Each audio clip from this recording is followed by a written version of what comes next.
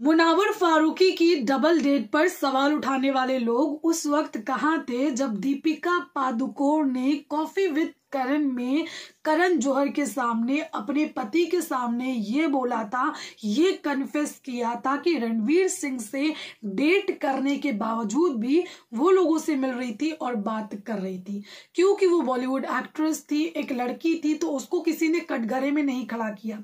उसके खिलाफ इस तरीके के कोई भी ट्रेंड्स नहीं होते थे। उसकी जो भी चीजें थी लोगों ने पूरी तरीके से इग्नोर की थी। लेकिन यहाँ पर एक लड़का है और वो है मुनावर फारूकी, तो उसकी सारी जो चीजें हैं ना उसको नोट भी किया जाएगा। एक लड़की ने इल्जाम लगाया है डबल डेटिंग का, तो उसकी वजह से उस इंसान को बिग बॉस के घर में कटघरे में खड़ा किया जाएगा। उसके खिलाफ लोग जो है ना ट्रेंड चलाएंगे और पूरी तरीके से अगेंस्ट भी हो जाएंगे। अगर आपने भी एपिसोड देखने के बाद ऐसा किया है मुनावर के लिए, तो प्लीज मैं कुछ चीजें आपको बताना चाहती हूँ विद लॉजिक और विद प्रूफ, जिसके बाद आपको लगेगा कि हाँ, मुनावर को जितना गलत दिखाया जा रहा है ना भैया, वो बंदा उतना गलत नहीं है। तो पहली चीज, आयशा खान जब से आई है उन्होंने डबल डेटिंग का आरोप लगाया है, उसके बाद से ही लोग मुनावर के खिलाफ बोलते हुए नजर आ रहे हैं। अब यहाँ पर जब मुनावर ने अपनी जस्टिफिकेशन में कुछ भी नहीं बोला तो लोगों ने साफ तौर पे ये मान लिया कि हाँ, मुनावर फारूकी ही गलत है।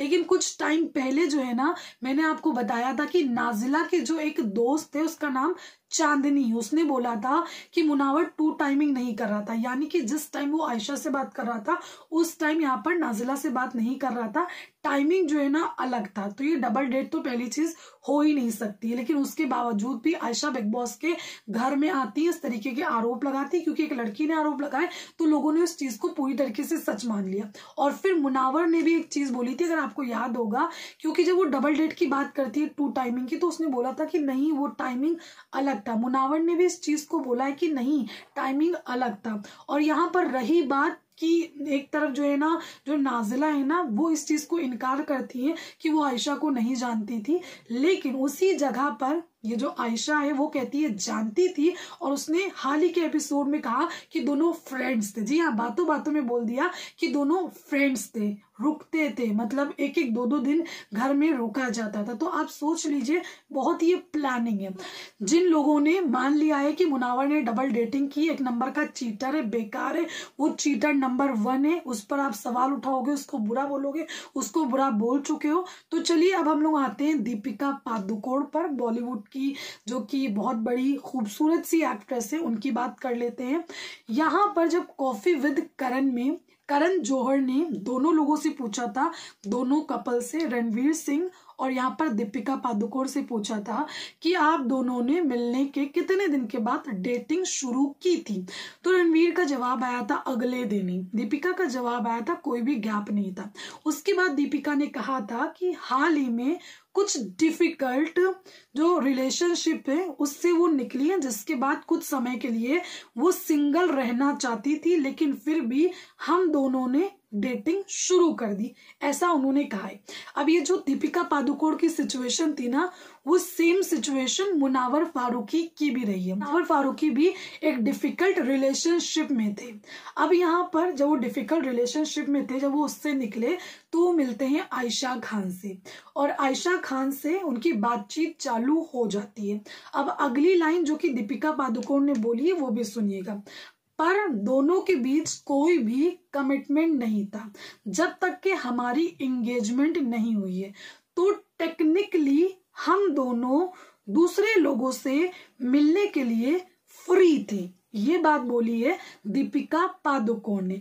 तो यहाँ पर मुनावर फारूकी का किसी एक लड़की से ब्रेकअप हुआ, नाजिला से, फिर वो आया आयशा खान के पास। आयशा से कोई भी यहाँ पर कमिटेड रिलेशनशिप नहीं था। ये बात बार बार आयशा खान बोलती हुई नजर आती है कि मेरा कोई कमिटेड रिलेशनशिप नहीं था, बहुत कम टाइम हुआ था। और यहाँ पर दीपिका पादुकोण का कहना है कि हम डेटिंग तो कर रहे थे, लेकिन हम कमिटेड रिलेशनशिप में नहीं थे जब तक कि हमारी एंगेजमेंट नहीं हुई। अब टेक्निकली अगर उस चीज को देखा जाए तो हम दूसरे लोगों से मिलने के लिए फ्री थे, हम मिल सकते थे। तो मुनावर यहाँ पर गलत कैसे, ये भी बताना।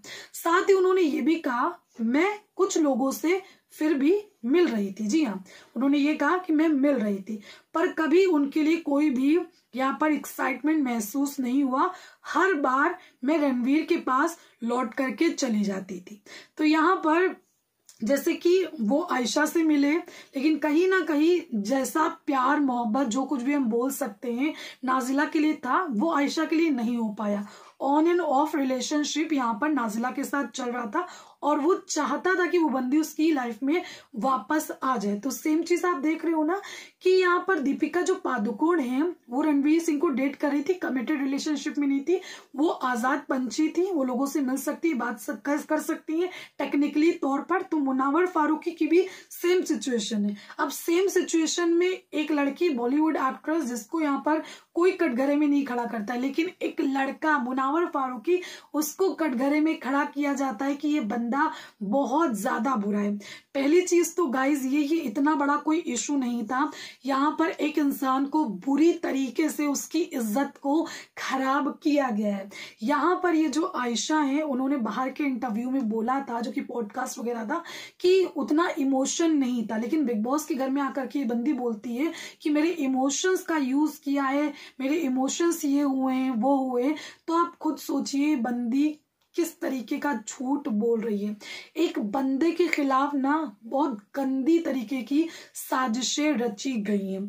यहाँ पर फुल ऑन प्लानिंग हुई है, फुल ऑन प्लॉटिंग हुई है, क्योंकि अगर एक इंसान उस इरादे से आता है कि मुझे सॉरी चाहिए, तो एक इंसान जो है ना गेस्ट के तौर पर आता और वो चला जाता, तब पता है ना हर इंसान आयशा को अप्रिशिएट करता। और अगर लोगों तक के ही बात पहुंचानी थी तो ये मैडम जो एक होती नहीं है प्रेस कॉन्फ्रेंस, वो कर लेती, जो कि सेलिब्रिटीज सारे करते हैं और दुनिया को बताते हैं, पूरा सच जो होता है ना वो बताते हैं। तो ये चीज कर सकती थी, लेकिन नहीं, इनको बाकायदा बिग बॉस के घर में आना था और मुनावर फारूकी को बदनाम करना था, जो कि नाजिला ने कहा था कि वो करना चाहती हैं।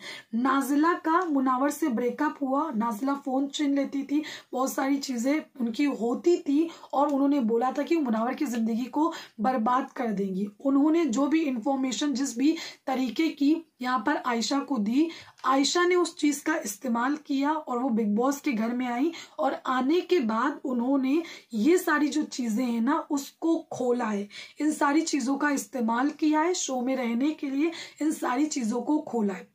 अगर एक बंदा जो कि डबल डेट नहीं कर रहा था, लेकिन उसके ऊपर इल्जाम इस तरीके का लगता है कि वो डबल डेट कर रहा है, और यहाँ पर दीपिका पादुकोण, बॉलीवुड एक्ट्रेस दीपिका पादुकोण इस चीज को साफ तौर पे बोलती है कि हम कमिटेड रिलेशनशिप में नहीं थे, जब तक कि हमारी एंगेजमेंट नहीं हुई थी तो टेक्निकली हम दोनों एक दूसरे से मिलने के लिए फ्री थे और मैं कुछ लोगों से मिल भी रही थी। तो सेम चीज अगर मुनावर कर रहा था तो इसमें प्रॉब्लम था क्या? मैंने दोनों तरीके आपको बताए हैं। जिस तरीके से अगर एक बंदा डेट नहीं कर रहा था वो भी चीज बता दी। अगर आप ये सोचते हो कि नहीं वो डेट कर रहा है, आयशा पर विश्वास करते हो, तो उसका भी आपको मैंने पूरा लॉजिक बताया है, उसकी भी पूरी आपको मैंने चीजें बताई हैं क्लियर टू कट करके। यहाँ पर एक बंदे के खिलाफ मूवी बनाने की प्लानिंग हुई कि हम इस बंदे के खिलाफ, मुनावर फारूकी के खिलाफ मूवी बनाएंगे। मुन्ना बदनाम हुआ, मुन्ना को हमने बदनाम करना है, लेकिन मसला क्या हो गया कि यहाँ पर जो स्क्रिप्ट राइटिंग है ना वो सही नहीं हुई। स्क्रिप्ट राइटिंग सही नहीं हुई जिसकी वजह से जो एक्टर्स है ना वो सही से परफॉर्म नहीं कर पाए। मतलब जो लाइंस है ना, जो स्क्रिप्ट में राइटिंग होती है ना, लाइंस है ना, वो लाइन भूल जाने, कभी कुछ बोल रहे कभी कुछ बोल रहे हैं। नाजिला कहती है कि वो नहीं जानती थी यहाँ पर आयशा को। आयशा कहती है कि हम बहुत अच्छे दोस्त थे, वो हमारे घर में भी रह चुकी है, हम मस्त, हमारा मिलना होता था। तो इस तरीके की चीजें यहाँ पर हैं। तो यहाँ पर मुन्ना बदनाम करना चाहते थे मुन्ना को, लेकिन राइटिंग जो है ना, स्क्रिप्ट राइटिंग है, बहुत गलत हो गई। तो एक्टर्स उस तरीके से परफॉर्म नहीं कर पाए और पूरी की पूरी जो फिल्म है वो फ्लॉप हो गई। तो क्या कहना है आपका, कमेंट करके जरूर बताइए। Thank you.